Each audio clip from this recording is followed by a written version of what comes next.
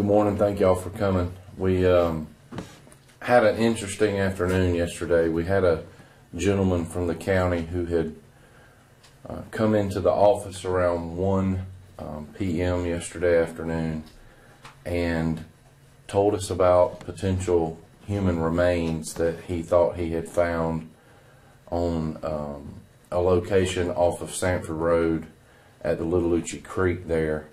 He was going fishing and went to his little fishing spot and came across the what appeared to be a human skull.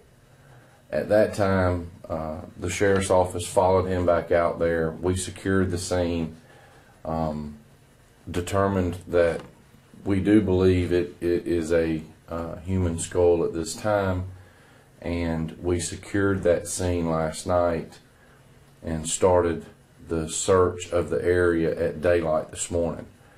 Yesterday obviously was late in the day when we recovered or was told about this case, and there's not much in a case like this that you can do past dark, and so yesterday we decided to secure the scene overnight and we started the search this morning. We have recovered what we believe to be human remains, not just a skull, but other parts of the human body, bone-wise. We don't have any idea as to the gender or race or age or anything of that nature at this time. We have been in contact with the Department of Forensic Science, Alabama Department of Forensic Science in Montgomery, Dr. Boudreaux, and we will be taking the remains up to him Monday morning at 9 o'clock, and our investigators will be there with him to determine as much as we can about the remains that we have. Hopefully there will be some type of DNA still left on the bones, is what we're hoping for, and of course we can always try and get some bone marrow type stuff as well, but all that will determine, you know, how long the bones have been out, and we don't know at this time. We don't have an answer for that. Obviously they've been out for an extended period of time exposed to the weather in this location. There's nothing visible that you can see at this point to really hope that there's DNA there. Hopefully the Department of Forensic Science will be able to give us a time frame of when or how long potentially that they have been out exposed. We have recovered what appears to be one piece of clothing that will later become important in this investigation as we go through the investigation and we start making contact with potential family members of people who are missing. Hopefully that piece of clothing will become very important to us at that time. We have started looking into our area here of missing people and seeing if we have anybody that is still unaccounted for. So as we go through this case and as we start investigating these remains, we will keep you updated as to what we have. And right now it's very limited, and so I'll try to answer any questions that you may have, but just please understand there's not a whole lot right now that we have to go on. The placement of where you found the bones, does it indicate that somebody put it there, or you think it could be naturally? You don't know? Well, it's hard to tell right now. I believe that this was placed there. I don't think right now it don't appear to be a natural death. At this time, we're treating this as a homicide or suspicious death. And so it's, you know, this location is remote in the sense that it's, in the wood line, but it's not out in the middle of the county. So, it is a pretty heavy traveled road, and the remains are, when we found them, they were probably maybe, 15, 20 yards into the wood line, off the roadway, off of a main roadway. So, it appears that the body was potentially placed there by someone. Were these bones, were they scattered about, or were they close to each other? They were there. There's a few that has been scattered. Anytime you have a case like this, you're gonna find that the animals, will scatter some of the bones. And so yeah, we had some bones that were. It wasn't a perfect, skeleton type sitting there completely intact. There were. There's bones missing. There's bones that have been taken off by animals, that type of thing. But hopefully we'll be able to recover as many as possible. In your experience of seeing situations like this, can you even fathom how long they've been out there? I would say that, if I had to guess, I would say maybe 12 months. Is what I'm guessing. Do we have a lot of outstanding? And and let me just say that, 12 months, 6 months to 12 months, because the weather is just so different here than in a lot of places. The humidity and the heat really has a factor in how fast the bodies decay, and so it's hard for me to say. But certainly, Dr. Boudreaux at the Department of Forensic Sciences, I have a lot of confidence in his ability to tell us or give us his best estimate of how long they've been there. Do you have a lot of missing persons cases out there? We don't actually. I think there's really two. Right now, I think there's two people in our county that we're still looking into at this point, and making contact with the investigators and that type of thing. That does not count for Columbus. We have only looked in our database at this point.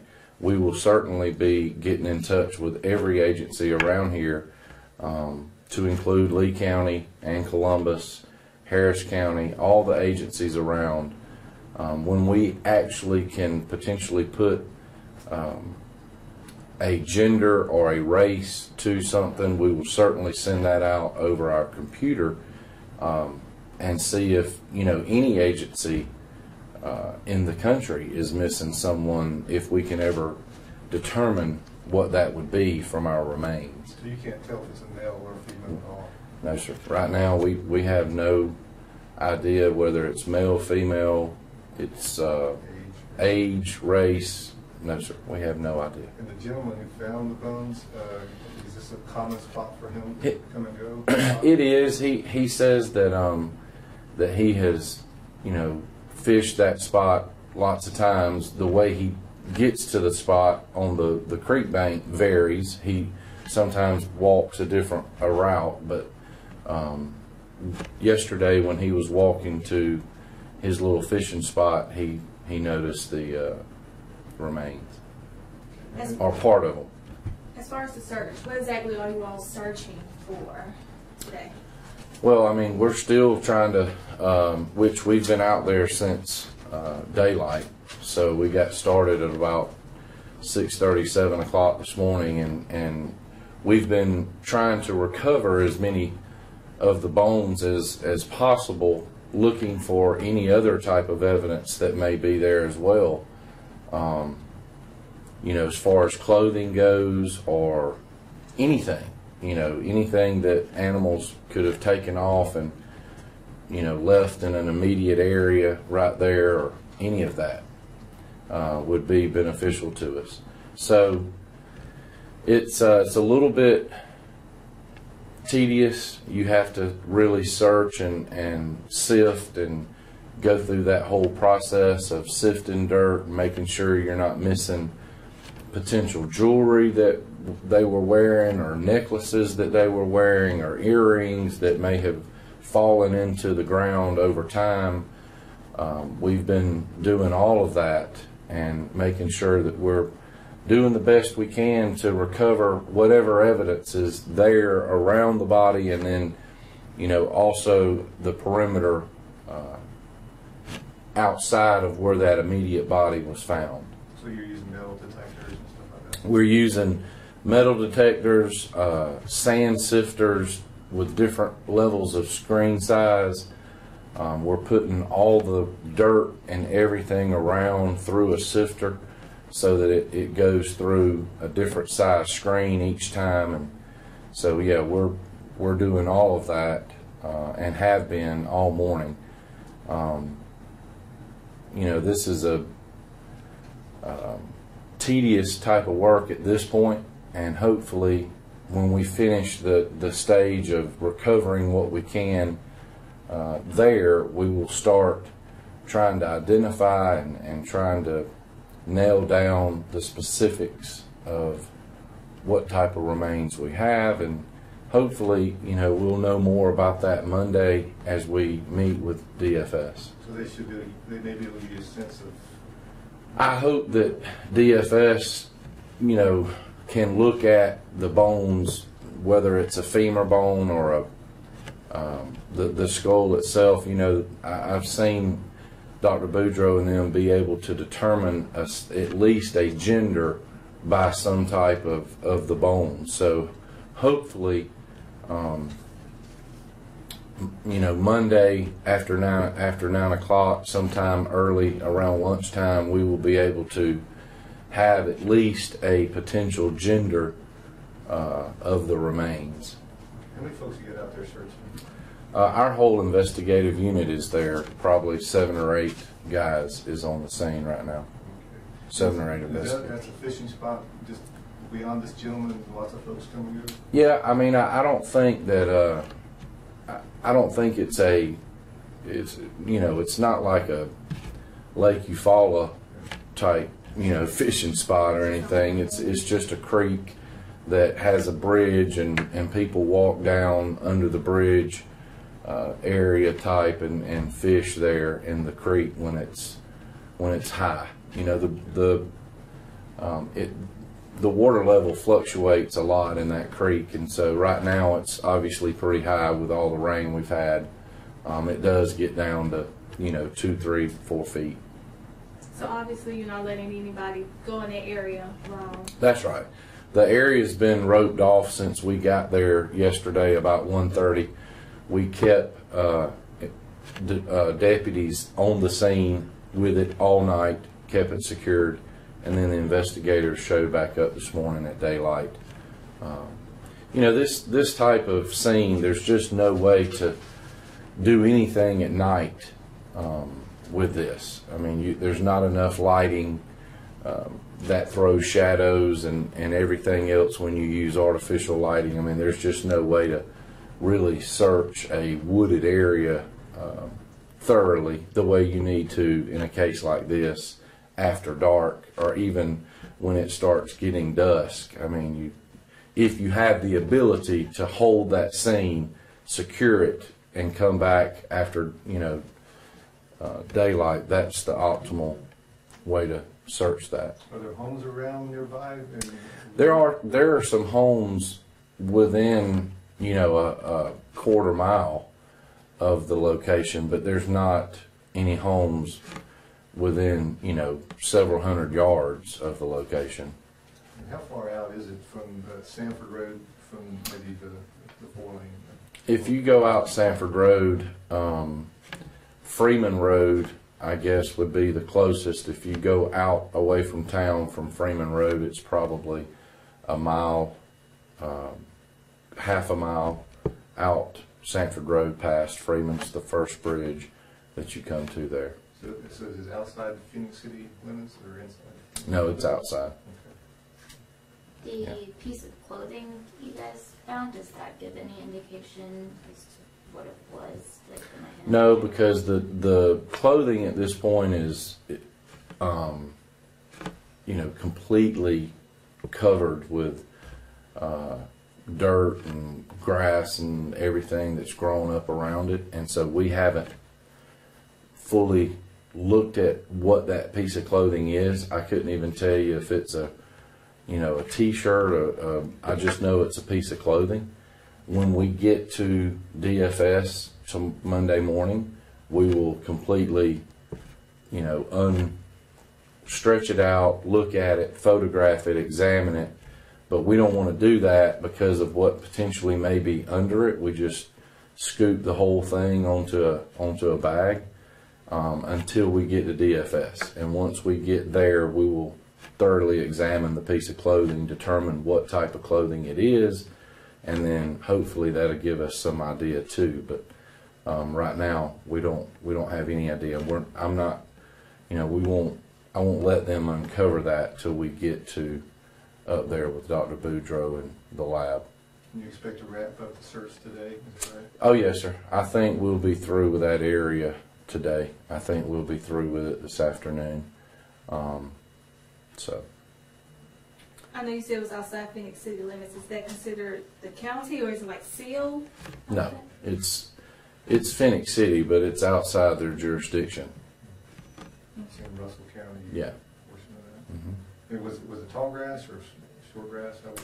It was a wooded area. I mean, it was some of the sage was waist high. Some of it was trees. Just stumbled over. Yeah. Are you going to possibly interview any neighbors or anyone else in the area? Well, we've talked to some of the neighbors, and of course, they're when you say neighbors, I mean there's really nobody very very close. In fact, there's no house in sight of the bridge. So we will be probably talking to folks that travel that road, but there's no house in sight. And if anybody's seen anything that may be related to Sure. If somebody remembers seeing something strange, over the last 6 months to a year, on Sanford Road, give us a call, please. I mean, you may think it's nothing, but we would at least like to check it out and see, if it turns into anything. I mean, that's how things get solved, is something that somebody sees that's very non-relevant at the time, but as time passes and you find out something else has occurred, then it becomes extremely relevant, and that's how cases get solved. So yeah. What number should folks call if they have 334-298-6535, and we will leave their name and number, and we'll have an investigator get back in touch with them. How optimistic are you about being able to get enough evidence to close this case? Well, 28 years here, we've had several cases where hunters oftentimes will come across bones in the woods and remains in the woods, and most of those I think we're able to recover or at least put closure to the case. There are a few that you just may never solve. At this point, I'm hopeful that we'll be able to bring some closure to somebody about this case. Somebody out there is missing, I think, and their family is worried and wondering what happened to them, even if they have somehow in their own mind reconciled that they may have been hurt or in trouble, but this hopefully we'll be able to bring closure to that family at some point. I know we're going to do everything we can to do that. If we aren't able to do that, then you can rest assured we just do not have the evidence, after a remains has been out for so long, that we can bring closure to anybody. But hopefully that's what our goal is to solve this case and bring closure to